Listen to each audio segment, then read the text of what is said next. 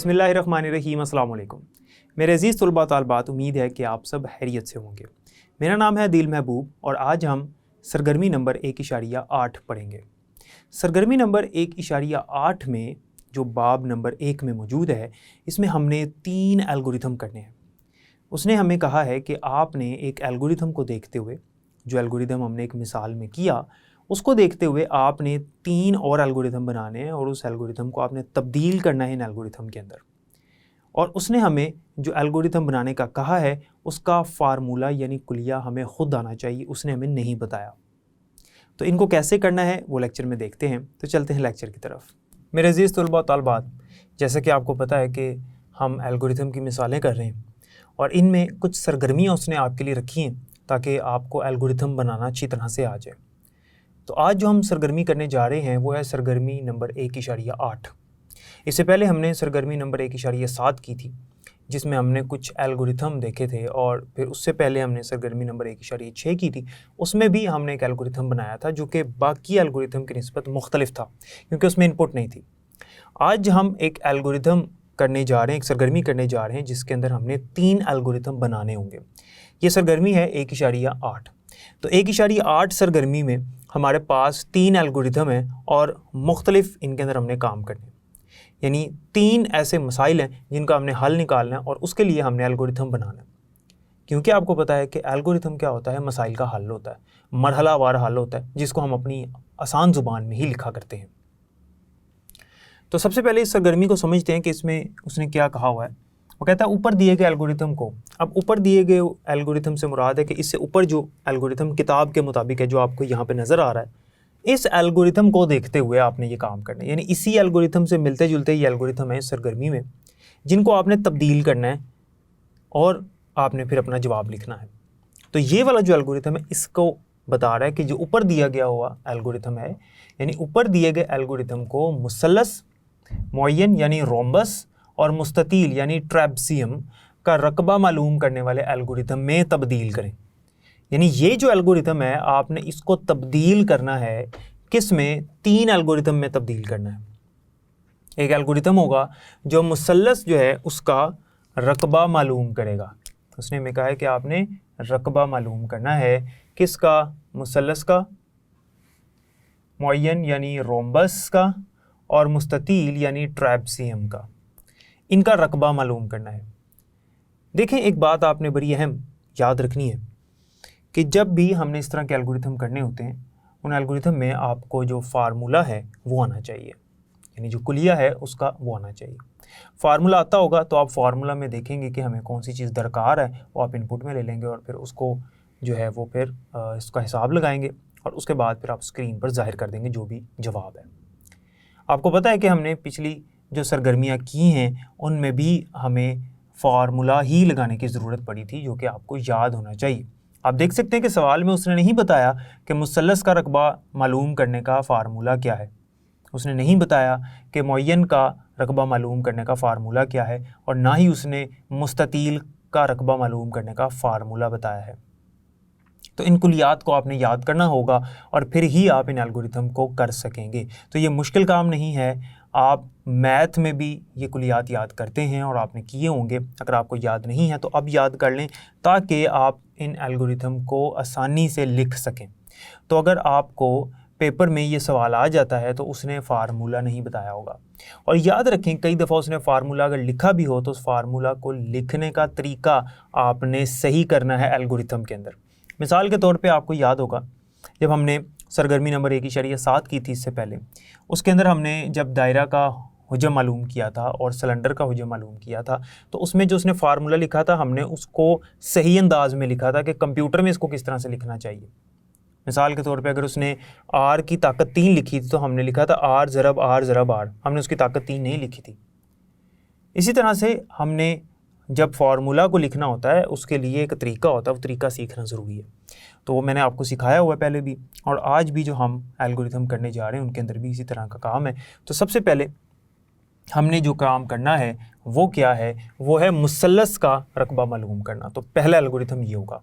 दूसरा जो एल्गोरिथम होगा वो मुअय्यन का रकबा मालूम करने का होगा, और तीसरा जो है वो मुस्ततील का रकबा मालूम करने का होगा। तो इसको शुरू करते हैं यहाँ से मुसल्लस से कि मुसल्लस जो है उसका रकबा मालूम करने का सबसे पहले हमें फार्मूला आना चाहिए। तो फार्मूला ये होता है कि जो बेस है, जो बुनियाद है, उसको हाइट यानी ऊंचाई के साथ आप ज़रब दोगे और उसको तकसीम कर दोगे 2 से। ये आपके पास मुसल्लस का रकबा मालूम करने का कुलिया यानी फार्मूला होता है। तो ये फार्मूला को अगर हम देखें तो इसके मुताबिक हमें 2 तो कीमत है, हमें बेस और हाइट की कीमत चाहिए, यानी हमें बुनियाद और ऊंचाई की जो कीमत है वो चाहिए, और ये कीमत जो है वो हमने इनपुट में सारिफ से ले लेनी है। बहुत ही आसान है, जो चीज़ आपको चाहिए आपने सारिफ से ले लेनी है। तो इसको शुरू करते हैं। सबसे पहले तो हमने मरहला नंबर 1 में इसका आगाज़ किया। जब इसका हमने आगाज़ कर लिया तो मरहला नंबर 2 में हमने क्या किया, हमने लिखा कि बेस और हाइट को सारिफ से इनपुट के तौर पर लें।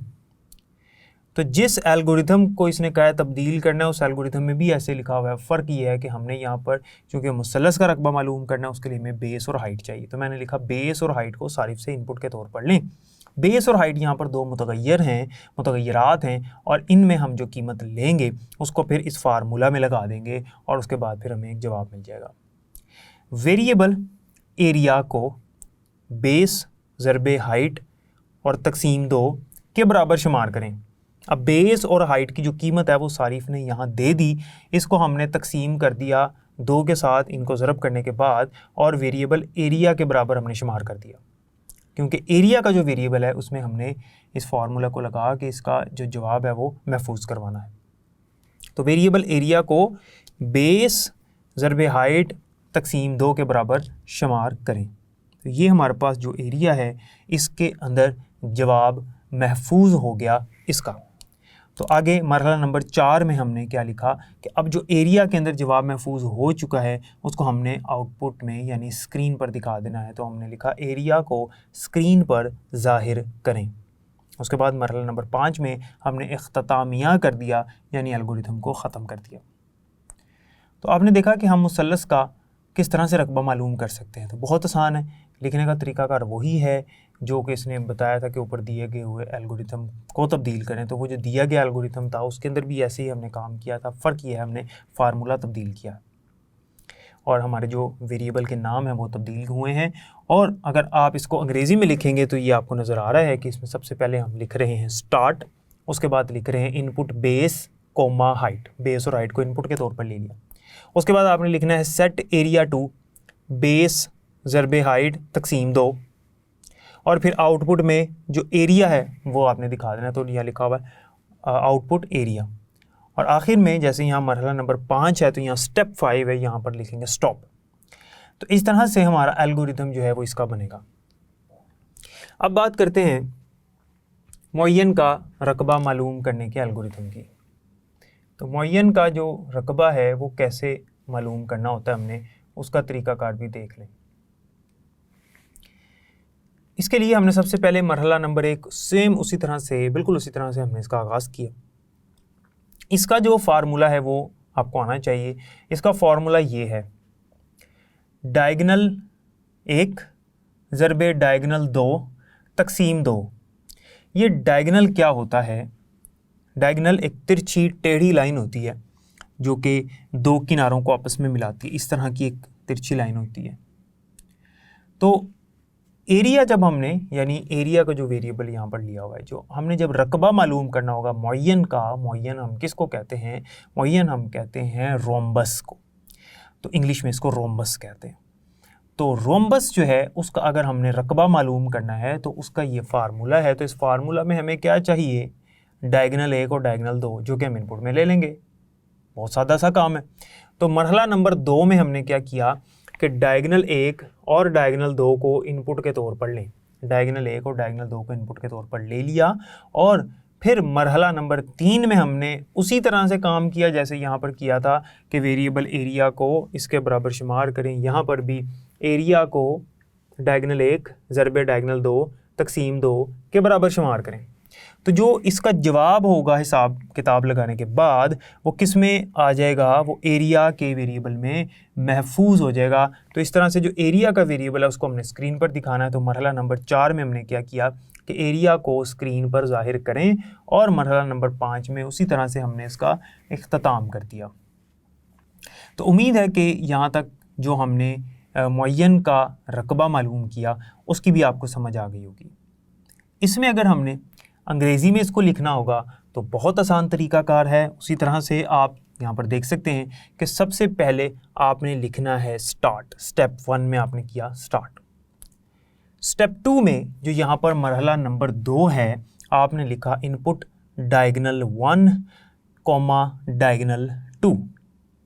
तो ये अंग्रेज़ी में। तो हमने यहाँ पर क्या लिखा हुआ है, हमने लिखा हुआ है डायगनल 1 और डायगनल 2 को इनपुट के तौर पर लें। ये असल में दो मुतग़य्यरात हैं, डायगनल 1 और डायगनल 2, ये दोनों मुतग़य्यरात हैं, और इनमें जो कीमत है वो हमारा सारिफ़ यानी यूज़र दर्ज करेगा। मरहला नंबर 3 में हमने क्या किया हुआ है कि एरिया को डायगनल 1 ज़रबे डायगनल 2 तकसीम 2 के बराबर शुमार करें। तो अंग्रेज़ी में क्या हो रहा है कि हम अंग्रेज़ी में अगर देखेंगे तो यहाँ पर लिखेंगे सेट, क्योंकि जब किसी वेरिएबल को हमने कोई कीमत देनी होती है या कोई फार्मूला उसके बराबर हमने शुमार करना होता है तो हम बहुत आसान तरीके हम सेट लिखते हैं। तो अंग्रेज़ी में लिखेंगे सेट एरिया 2, आगे 2 लिखना है अंग्रेज़ी में, set area 2 diagonal 1 multiply diagonal 2 divided by 2, यानी डायगनल 1 ज़रबे डायगनल 2 और तकसीम करेंगे इसको 2 से। तो अंग्रेज़ी में इस तरह से लिखेंगे।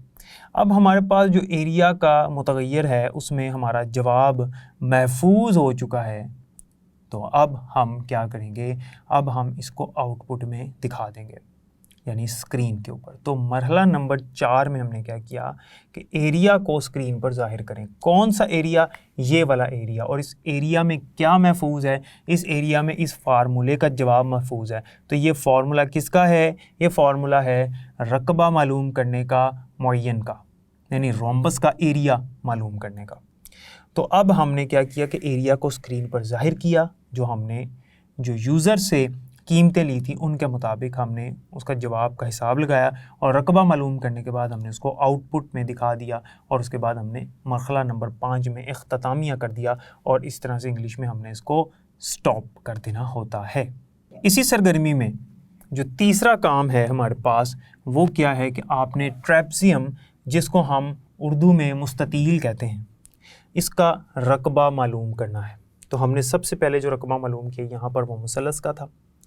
उसके बाद हमने जो रकबा मालूम किया मुअय्यन का यानी रोम्बस का दूसरे नंबर पे, और तीसरे नंबर पे हमने क्या किया, मुस्ततील का रकबा मालूम करने का एल्गोरिथम यहाँ पर बनाया। अब इसको भी समझते हैं। मुस्ततील यानी ट्राइंगल, मुस्ततील जो है हमारे पास मुस्ततील यानी हमारे पास ट्रेपज़ियम। ट्रेपज़ियम का जो रकबा है वो मालूम करने का फ़ार्मूला आपको आना चाहिए, और फ़ार्मूला ये लिखा हुआ है यहाँ पर। फ़ार्मूला क्या है कि बेस 1 जमा बेस 2 तकसीम 2 और ज़रबे हाइट। हाइट ऊंचाई है और बेस असल में बुनियाद है। तो पहली बेस और दूसरी बेस, दो बुनियादें हमने सारिफ से लेनी हैं। दोनों बुनियादों की कीमतें अलग होंगी, और एक हमने उसे ऊंचाई यानी हाइट लेनी होती है। इसमें हमने क्या करना है कि आपने सबसे पहले इसका आगाज़ किया। हमें चाहिए क्या क्या इसमें, बेस 1 बेस 2 और हाइट, यानी पहली बुनियाद दूसरी बुनियाद और हाइट चाहिए यानी ऊंचाई चाहिए। तो हमने क्या किया कि बेस 1 बेस 2 और हाइट को इनपुट के तौर पर लें। बहुत आसान है, जिस तरह यहाँ लिखा डायगनल 1 और डायगनल 2 को इनपुट के तौर पर लें। यहाँ पर हमने लिखा कि बेस और हाइट को सारिफ से इनपुट के तौर पर लें। तो इनपुट के तौर पर से मुराद है हमने सारिफ से ही लेनी है ना। तो सारिफ जैसे मैंने यहाँ लिख दिया और यहाँ पे नहीं भी लिखा तो बात एक ही है। तो बेस 1 बेस 2 और हाइट को इनपुट के तौर पर लें। अब ये कीमतें हमारे सारिफ ने दर्ज कर दी। जब ये कीमतें उसने दर्ज कर दी तो अब हमने एरिया मालूम करना है। तो मुतग़य्यर एक लेंगे एरिया के नाम से।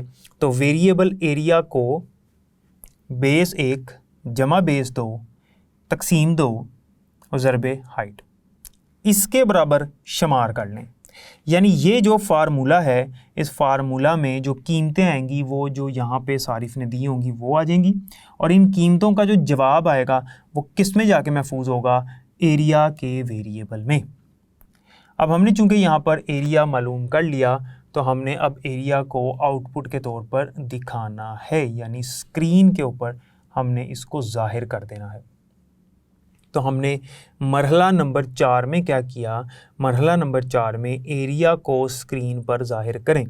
कौन सा एरिया, जो हमने यहाँ पर मालूम किया। और एरिया के अंदर क्या महफूज है, एरिया के अंदर महफूज है बेस 1 जमा बेस 2 तकसीम 2 ज़रबे हाइट। और ये कुलिया है किसका, ये मुस्ततील यानी ट्रेपज़ियम का जो रकबा है यानी एरिया है उसको मालूम करने का ये कुलिया है। इसका जवाब आ गया किसके अंदर, एरिया के अंदर, और एरिया को स्क्रीन पर ज़ाहिर कर दिया। और जब एरिया को स्क्रीन पर ज़ाहिर कर दिया तो हमारा मसला हल हो गया और हमने मरहला नंबर 5 में इख्तितामिया करके, यानी अगर अंग्रेज़ी में लिखें तो स्टॉप करके इसको ख़त्म कर दिया। याद रखिएगा कि अगर हमने इसको अंग्रेज़ी में करना हो तो फिर किस तरह से होगा, ये आप देख सकते हैं कि सबसे पहले हमने इसका आगाज़ किया उर्दू में और इंग्लिश में हम लिखेंगे इसको स्टार्ट। मरहला नंबर 2 में हमने यहाँ पर लिखा बेस 1 बेस 2 और हाइट को इनपुट के तौर पर लें, तो अंग्रेज़ी में इसको लिखेंगे इनपुट बेस 1 बेस 2 हाइट, ये ले लिया हमने। उसके बाद मरहला नंबर 3 है तो यहाँ पर स्टेप 3 है, यहाँ पर हमने एरिया को इस फार्मूला के बराबर शुमार किया।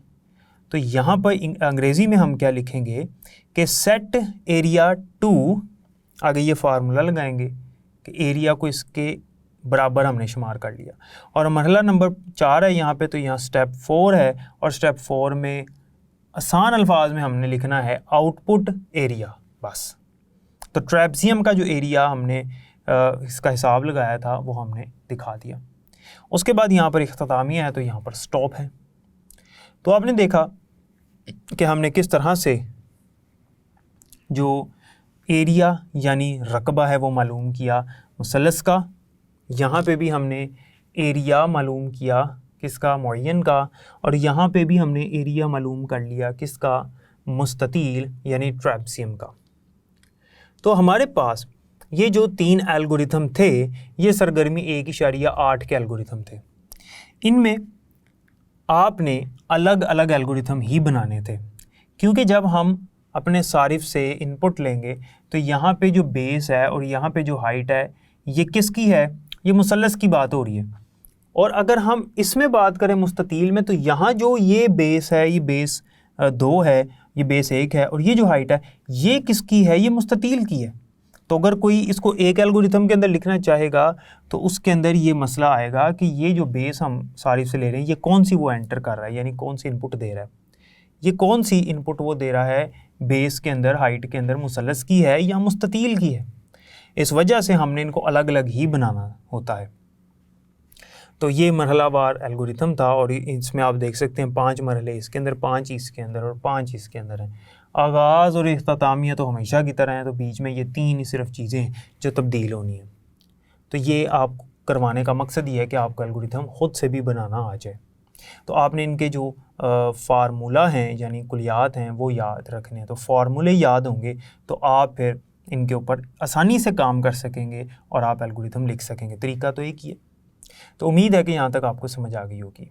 मेरे अज़ीज़ तलबा व तालिबात, उम्मीद है कि आपको इसकी समझ आ गई होगी जो भी हमने सरगर्मी में 3 एल्गोरिथम किए। बाकी इंशाल्लाह हम अगले लेक्चर में पढ़ेंगे। तब तक के लिए मुझे इजाज़त दें, अपना ख्याल रखिएगा और मुझे भी दुआओं में याद रखिएगा। अल्लाह हाफ़िज़।